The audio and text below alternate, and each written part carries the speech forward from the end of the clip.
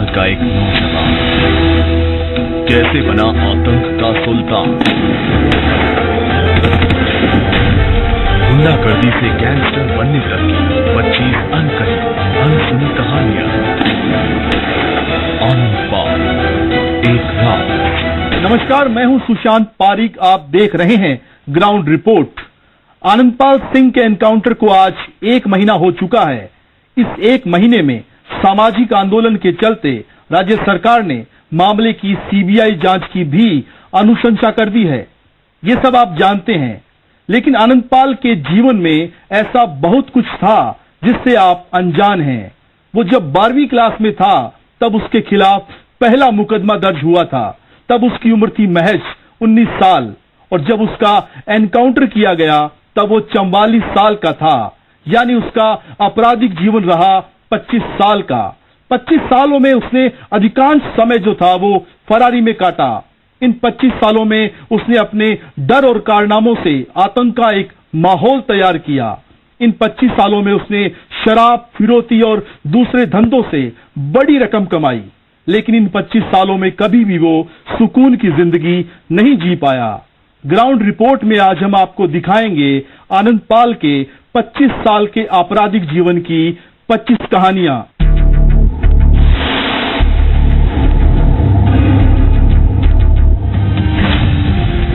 आनंदपाल की वो कहानी जिससे आप अनजान हैं। आनंदपाल के वो गुनाह जो अब तक अनसुना है। 19 साल का एक नौजवान कैसे बना आनंदपाल। आनंदपाल के आतंक के 25 साल, 25 कहानियां। 19 साल का एक छात्र स्कूल में पढ़ने के लिए जाता है। क्लास में सबसे आगे बैठने को लेकर साथी छात्र से बहस होती है और कुछ ही देर में बहस मारपीट में तब्दील हो जाती है। एक लड़के की पिटाई की जाती है। मामला थाने तक पहुंचता है। मारपीट करने वाले लड़के के खिलाफ एफआईआर दर्ज की जाती है। ये आनंदपाल के खिलाफ पहला मुकदमा था और वो दिन था 10 फरवरी 1992। दिन 10 फरवरी 1992 को आनंदपाल के खिलाफ पहला मुकदमा दर्ज हुआ था। उस वक्त वो सिर्फ 19 साल का था, लेकिन वहां से अनजाने में ही आनंदपाल ने जुर्म की दुनिया में पैर पसारना शुरू कर दिया और जान जाने तक वो आतंक का पर्याय बन चुका था। दर्ज किए गए जिनमें हत्या, आर्म्स एक्ट, अपहरण, फिरौती जैसे संगीन मामले सामने हैं। डीडवाना का यही वो बांगड़ हायर सेकेंडरी स्कूल है जहां 1992 में पढ़ाई के दौरान आनंदपाल के खिलाफ सबसे पहला मामला दर्ज हुआ।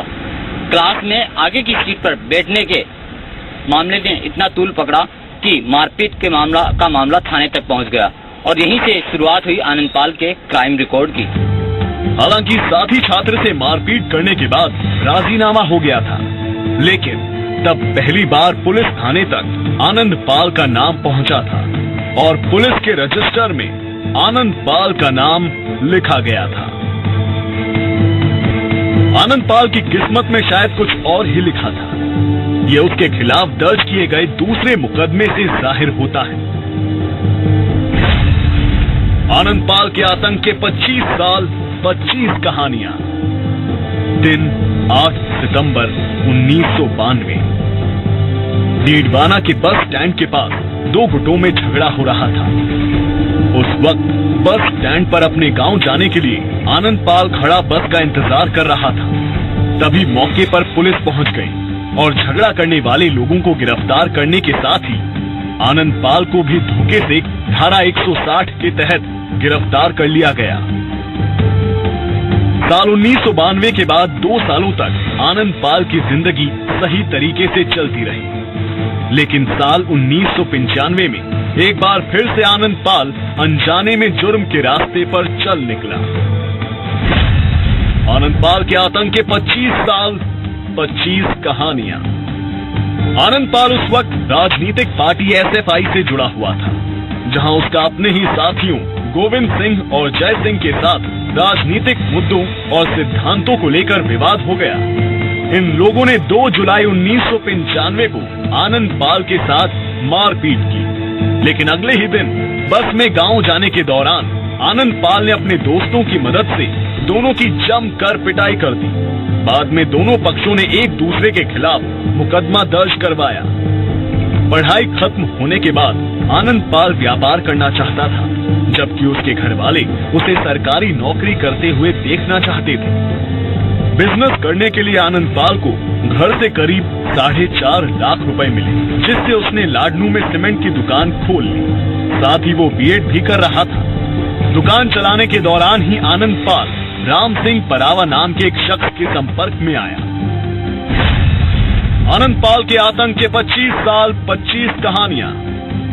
राम सिंह परावा की वजह से फिर फंसा आनंद पाल। राम सिंह की वजह से खैराज नाम के शख्स से मारपीट। 6 जुलाई 1999 को लाडनू में आनंद पाल के खिलाफ चौथा मुकदमा। साल 1999 में आनंद पाल राजनीति के मैदान में कूद पड़ा और जनवादी नौजवान सभा का लाडनू तहसील अध्यक्ष बन गया। वो पानी बिजली जैसी मांगों को लेकर सरकार के खिलाफ धरने प्रदर्शन करने लगा। उन्हीं दिनों बेड़ गांव के गोपाल जाट और कुछ अन्य युवकों ने आनंद पाल के भाई मंजीत के साथ मारपीट की। इसी का बदला लेने के लिए आनंद पाल ने अपने साथियों के साथ मिलकर हॉस्टल में जाकर गोपाल जाट को पीटा था।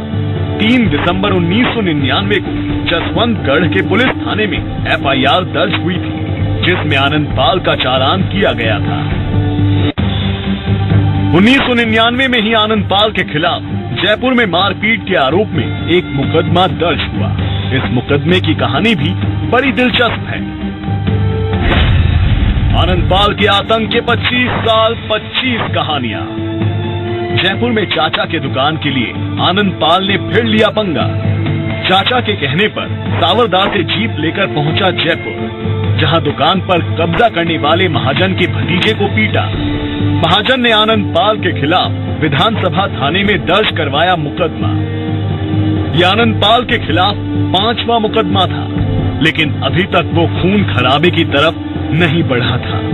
मगर उस वक्त ये कौन जानता था कि यही आनंद पाल एक दिन एक शख्स को जिंदा तलवार से काट देगा। आगे हम आपको दिखाएंगे आनंद पाल के खौफ की बाकी की कहानियां। डीडवाना से हनुमान के साथ सुशांत पारीक, डी मीडिया, जयपुर। आनंद पाल के शुरुआती जीवन में एक दौर ऐसा भी आया जब उसे कारोबार में बड़ा नुकसान हो गया था। उसका सीमेंट का धंधा फेल हो चुका था और इस नुकसान की भरपाई करने के लिए उसने पहली बार नियोजित तरीके से अपराध की दुनिया में कदम रखा। ये बात है सन 2000 की, जब उसने बाबू खान नाम के एक व्यक्ति के साथ मिलकर शुरू किया था हवाला का कारोबार। शुरुआती दौर यानी 1992 से साल 2000 तक आनंद पाल ने जो भी अपराध किए वो छोटे मोटे और बहकावे में आकर किए। मगर साल 2000 में आनंद पाल पूरी तरह से जुर्म के दलदल में उतर आया।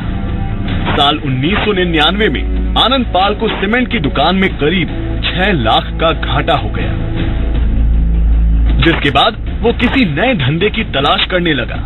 सीमेंट दुकान चलाते वक्त ही आनंद पाल बाबू खान नाम के शख्स के संपर्क में आया था, जो हवाला कारोबार करता था, और धंधा चौपट होने के बाद आनंद पाल भी हवाला के कारोबार में शामिल हो गया।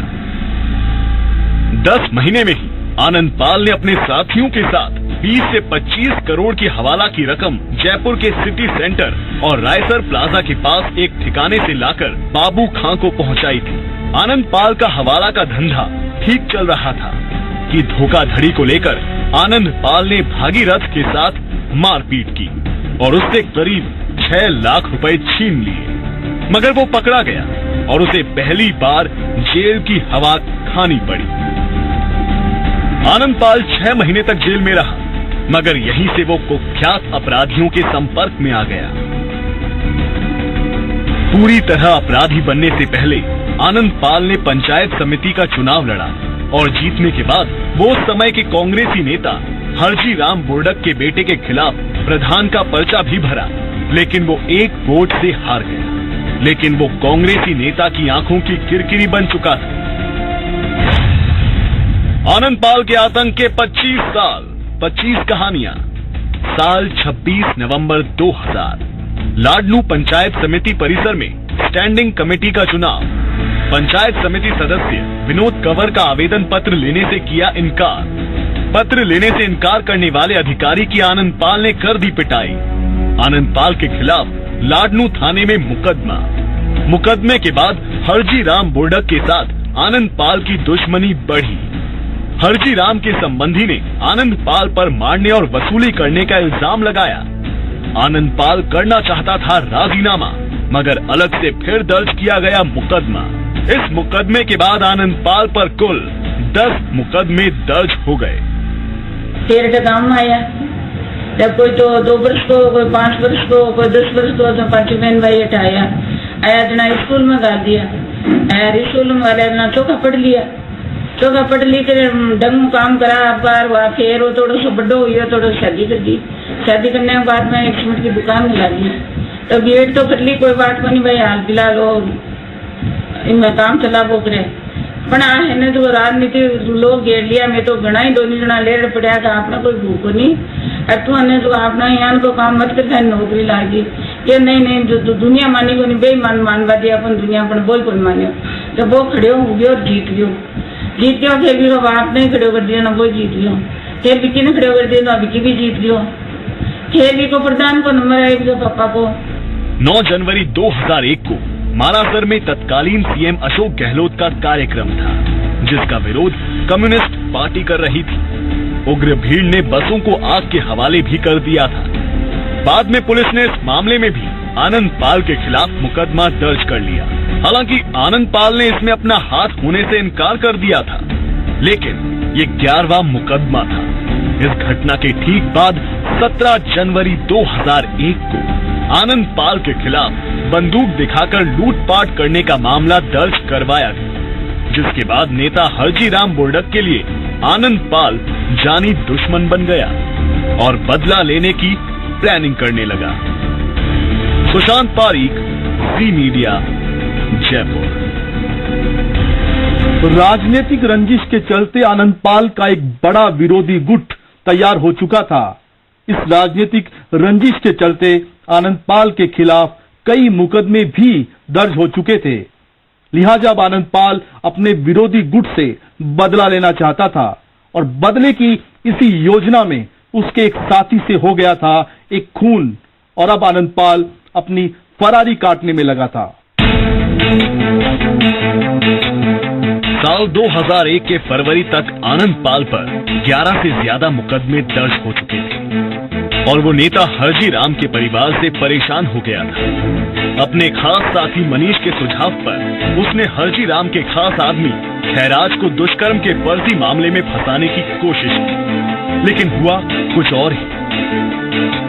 12 फरवरी 2001 आनंद पाल अपने दोस्त मंजीत, मनीष, सुरेंद्र माली, अनिल माली और संजय शर्मा के साथ सुजानगढ़ जा रहा था, लेकिन आकोदा गांव के पास ही एक जीप में खैराज उन्हें मिल गया, जिसके बाद आनंद पाल के दोस्तों ने खैराज को पीटना शुरू कर दिया। इसी दौरान सुरेंद्र माली ने खैराज को चाकू मार दिया। आनंद पाल चाकू मारने के खिलाफ था, लिहाजा उसने अपने दोस्त सुरेंद्र को ही थप्पड़ मार दिया। हालांकि सभी मौके से फरार हो गए, मगर घायल खैराज की मौत हो गई और सभी के खिलाफ हत्या का मुकदमा दर्ज किया गया। खैराज हत्या मामले में अगस्त 2004 में आनंद पाल ने सरेंडर कर दिया और बाद में कोर्ट ने आनंद पाल को खैराज हत्याकांड में बरी कर दिया। ये सब तो न्यायपालिका तय करेगी आगे। It was just revenge and I can complete my revenge and I will try my best for main stream.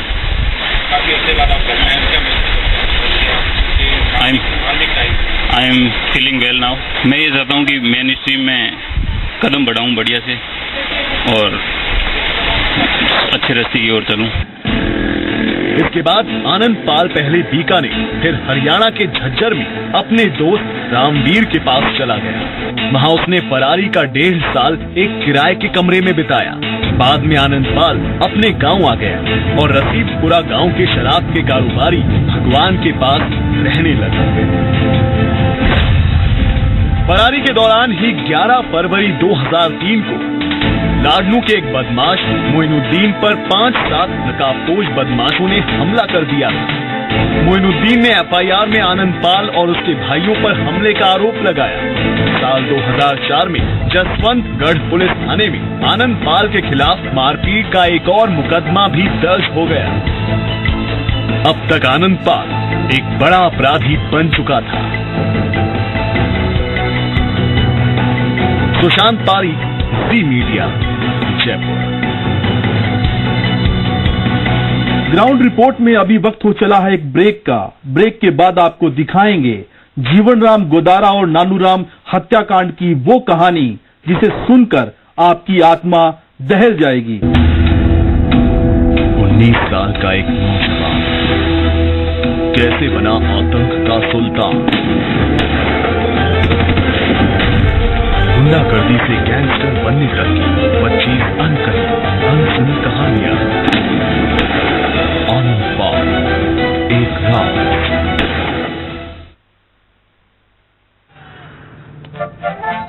You look lovely. Auto. Richie बेटा। हाँ? भाई को भी लेती जाओ। सुनो बेटा, कुछ नहीं, जाओ। बैठो ना, कॉर्नर सीट है। पॉपकॉर्न और कोल्ड ड्रिंक के पैसे इसके टिकट पे चले जाएंगे। इसके टिकट के पैसे कैश बैंक में निकल जाएंगे।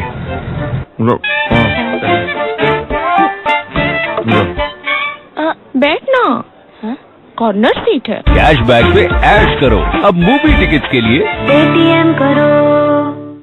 बिजली चोरी यानी खतरे में जीवन और ईमानदार उपभोक्ता की जेब पर बेवजह प्रहार। तभी तो सरकार ने किया है विद्युत चोरी निरोधक दस्तों का गठन, जो है सिर्फ आपकी मदद के लिए। इनका सहयोग करिए। याद रखिए, बिजली चोरी बड़ी वजह है जान माल के नुकसान की। सरकार को होता है करोड़ों का नुकसान। प्रदेश के विकास में भागीदारी निभाएं। बिजली चोरी रोकने में सहयोग करें। चोरी की सूचना देने हेतु डिस्कॉम के टोल फ्री नंबरों पर डायल करें। ऊर्जा विभाग राजस्थान द्वारा जनहित में प्रसारित। यूपीएल का फॉस्किल कीटों से छुटकारा दिलाकर फसलों को हरा भरा बनाता है। देश का सबसे ज्यादा बिकने वाला मोनो यूपीएल का फॉस्किल। 19 साल का एक नौजवान कैसे बना आतंक का सुल्तान। गुंडागर्दी से गैंगस्टर बनने तक की 25 अनकही अनसुनी कहानियां। आनंदपाल, एक रात। खैराज हत्याकांड में 3 साल फरारी काटने से आनंदपाल आर्थिक तौर पर बेहद कमजोर हो गया था। लिहाजा 2004 में जमानत मिलने पर उसने शराब का कारोबार करने की योजना बनाई, लेकिन ये काम इतना आसान नहीं था। शराब के इसी कारोबार ने उसकी दोस्ती करवाई बलवीर बानुड़ा से और इसी साल जीवनराम हत्याकांड भी सामने आया। ये वही हत्याकांड था जिसने उसे देश भर में सुर्खियों में ला दिया था। खैराज हत्याकांड के बाद साल 2004 में आनंदपाल को जमानत मिल गई, लेकिन फरारी की वजह से उसकी आर्थिक स्थिति काफी खराब हो गई, जिसके लिए उसने शराब ठेका लेने का सोचा। उस वक्त आनंदपाल का भाई मंजीत और उसका दोस्त बलवीर बानुड़ा शराब बेचने का कारोबार करता था। मई 2004 तक लाडनू तहसील का ठेका सबलेट नहीं हुआ था। आनंदपाल लाडनू तहसील का ठेका लेना चाहता था, इसलिए मंजीत ने अपने साथियों के साथ मिलकर मेघराज सिंह के इलाकों में शराब की सप्लाई बढ़ा दी। बिक्री कम होने से परेशान शराब ठेकेदारों ने आनंदपाल, उसके भाई और साथियों के खिलाफ मारपीट और फायरिंग करने के मुकदमे दर्ज करवा दिए। लेकिन इस झगड़े के बाद भी आनंदपाल और उसका भाई मंजीत लाडनू का शराब ठेका लेने में कामयाब रहे। साल 2004 में किसी गलतफहमी की वजह से जीवनराम गोदारा और आनंदपाल के बीच दुश्मनी हो गई। जीवनराम गोदारा को पहलवान कहकर बुलाता था, मगर एक राजपूत फौजी के मर्डर के बाद दोनों के संबंध बेहद खराब हो गए। लेकिन इन बिगड़े रिश्तों को और बिगाड़ने का काम किया जीवनराम के एक दोस्त ने। उसने जीवनराम गोदारा का नाम लेकर आनंदपाल के घर फोन कर उसकी मां को धमकाया और इसी बात पर आनंदपाल ने अपने साथियों के साथ जीवनराम गोदारा को इतना मारा कि उसके हाथ पैर टूट गए। 13 सितंबर 2004 को डीडवाना पुलिस थाने में मुकदमा दर्ज होते ही आनंद पाल फरार हो गया और करीब 20 दिन बाद उसने सरेंडर कर दिया। हालांकि आनंद पाल को 1 महीने बाद जमानत मिल गई, लेकिन एक पुराने मारपीट के मामले में उसे फिर से गिरफ्तार कर लिया गया और तब आनंद पाल करीब 8 महीने तक जेल में बंद रहा। दूसरी तरफ जीवन राम गोदारा किसी भी तरह से आनंद पाल से बदला लेना चाहता था। आनंद पाल के विरोधी जीवन राम की मदद करने और आनंद पाल के दोस्त बलवीर बानुड़ा को मारने के लिए 1 करोड़ रुपए जमा किए और हरियाणा से शूटर बुलाना भी तय किया गया। दूसरी तरफ बलवीर बानुड़ा का सबसे बड़ा दुश्मन था राजू ठेहट, जिसे शेखावाटी के बदमाश गोपाल फोगावट ने शह दे रखी थी। गोपाल फोगावट ने बलवीर बानुड़ा को मारने के लिए आनंद पाल के सामने दोस्ती का प्रस्ताव रखा, लेकिन आनंद पाल ने मना कर दिया। जब इसकी जानकारी बलवीर बानुड़ा को मिली तो उसने राजू ठेहट को मारने की कसम खाई। दूसरी ओर जीवन राम गोदारा आनंद पाल को मारने की योजना बनाने लगा। आनंद पाल के राजनीतिक विरोधियों ने इसके लिए 1.25 करोड़ की रकम और 4 बोलेरो गाड़ियां गोदारा को दी। तब तक ये तय हो गया था कि अब आनंद पाल और जीवन राम गोदारा में से कोई एक ही जिंदा बचेगा। शराब के ठेकों से आनंद पाल ने 1 साल में करीब 80 लाख रुपए कमा लिए थे, लेकिन तब तक उसके पास हथियार नहीं थे। इसके लिए उसकी मदद की बलवीर बानुड़ा ने। लखनऊ के हथियार तस्कर अमित सिंह और निरंजन सिंह से 5 लाख रुपए में 1 कार्बाइन, 1 रिवॉल्वर और बड़ी संख्या में कारतूस खरीदे गए। इसी दौरान आनंद पाल को जीवन राम गोदारा को मारने का मौका भी मिला, लेकिन तब उसके साथ गाड़ी में एक बच्चा बैठा था, इसलिए आनंद पाल ने उस दिन जीवन राम की जिंदगी बख्श दी। लेकिन खुद को जिंदा रखने के लिए जीवन राम को मारना बेहद जरूरी था। और फिर 27 जून 2006 को बिल्कुल फिल्मी अंदाज में आनंद पाल ने अपने साथियों के साथ मिलकर जीवन राम गोदारा को सरेआम गोलियों से भून दिया। आगे हम आपको बताएंगे जीवन राम गोदारा हत्याकांड की पूरी कहानी। आप बने रहिए हमारे साथ। लाडनू से अनूप तिवारी के साथ सुशांत पारीक, जी मीडिया, जयपुर। खुद को जिंदा रखने के लिए आनंद पाल का जीवन राम गोदारा को मारना बेहद जरूरी हो गया था। ये साल था 2006 का और तारीख थी 27 जून, जब डीडवाना में पाटीदार बूट हाउस के बाहर बैठे जीवन राम गोदारा को आनंद पाल ने गोलियों से भून दिया था। लेकिन इससे पहले आनंद पाल का सबसे खास दोस्त बलवीर बानुड़ा भी अपने सबसे बड़े दुश्मन गोपाल फोगावट को मार चुका था।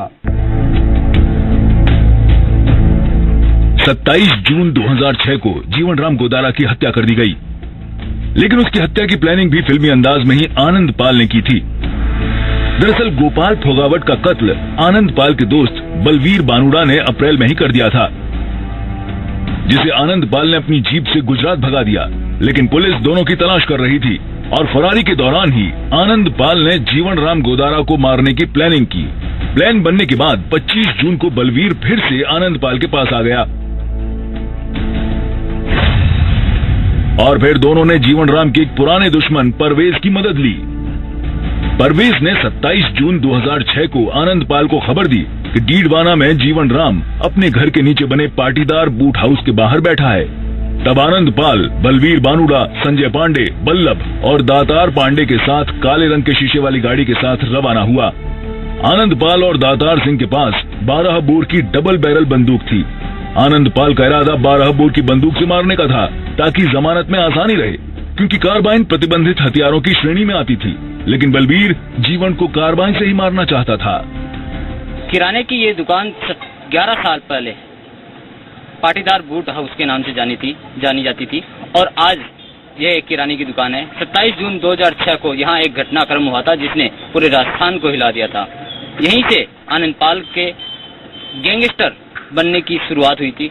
आनंद पाल ने यहीं पे इस दुकान में बैठे जीवन गोदारा और उसके 3 साथियों पर ताबड़तोड़ फायरिंग की थी। आनंद पाल और उसके साथी यहाँ से फायरिंग करने के बाद फरार हो गए, लेकिन जीवन गोदारा और उसका एक साथी हरफुल जाट इस फायरिंग में मारा गया था। इस फायरिंग की घटना से पूरे राजस्थान में किसान आंदोलन के नाम पर आंदोलन हुआ और इसके बाद से ही आनंद पाल को आनंद पाल गैंगस्टर के नाम से जाना जाएगा। शोरूम के सामने जीवन राम सीढ़ियों के पास बैठा था, जबकि उसका भांजा प्रमोद और परिचित गोपाल काउंटर पर बैठे थे। दुकान में 2-3 लोग और भी मौजूद थे। गाड़ी से उतरकर आनंदपाल 12 बोर की बंदूक तानकर जीवन राम के सामने खड़ा हो गया। आनंदपाल को देखते ही जीवन राम भागने लगा, लेकिन आनंदपाल ने फायरिंग शुरू कर दी। जीवन राम की पीठ पर 2 गोलियां लगी। उधर आनंदपाल की बंदूक भी जाम हो गई, जिसके बाद दातार ने आनंदपाल के हाथों में कार्बाइन पकड़ा दी। जीवन राम गोदारा और उसका एक साथी हरफूल गोदाम के अंदर भाग गए। आनंदपाल उनका पीछा करते हुए गोदाम तक पहुंच गया।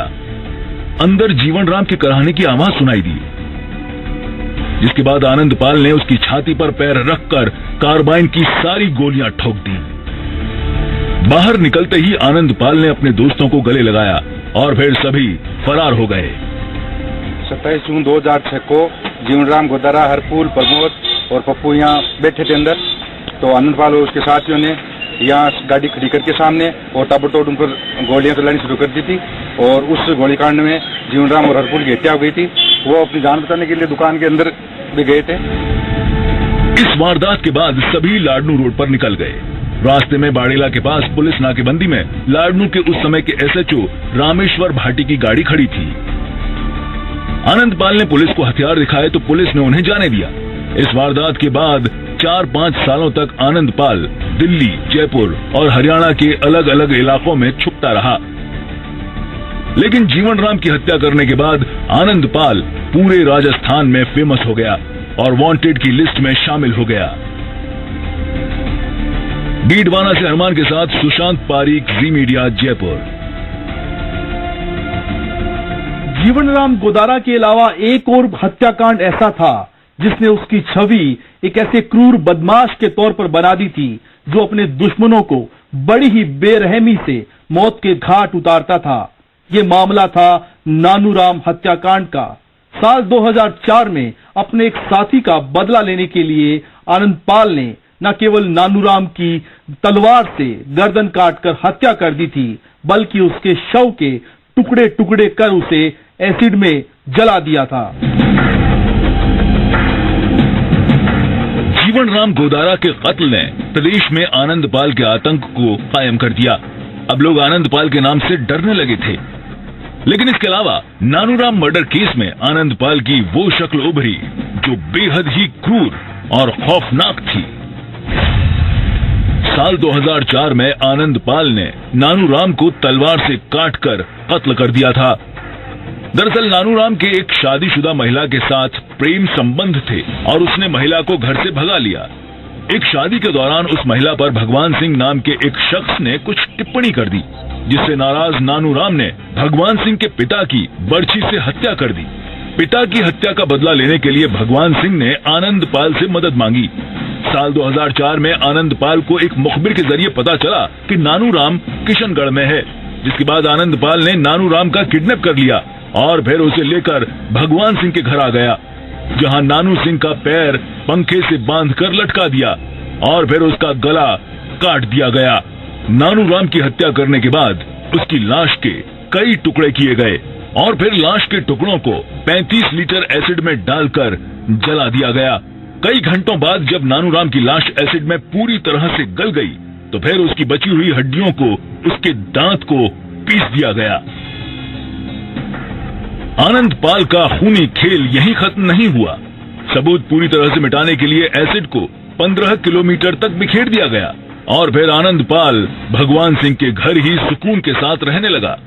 नानूराम की हत्या के 2 सालों तक पुलिस को कोई जानकारी नहीं मिली, कोई मुकदमा दर्ज नहीं किया गया। लेकिन इसी बीच भगवान सिंह ने शराब पीते हुए नानूराम की हत्या की बात उगल दी और फिर पुलिस ने आनंदपाल के खिलाफ 24वां मुकदमा दर्ज कर लिया। धीरे धीरे आनंदपाल का खौफ पूरे प्रदेश में कायम होने लगा, लेकिन उसकी दूसरे बड़े गैंग सीकर के राजू ठेहट के साथ दुश्मनी जारी थी। साल 2012 में आनंदपाल राजू ठेहट को मारने की योजना बनाने लगा। इस काम के लिए उसने मदन सिंह नाम के बदमाश को राजू ठेहट की मुखबिरी पर लगाया। 13 नवंबर 2004 को आनंदपाल अपने साथी दातार सिंह और मदन के साथ फागी तहसील के एक फार्म हाउस पर आकर ठहरे।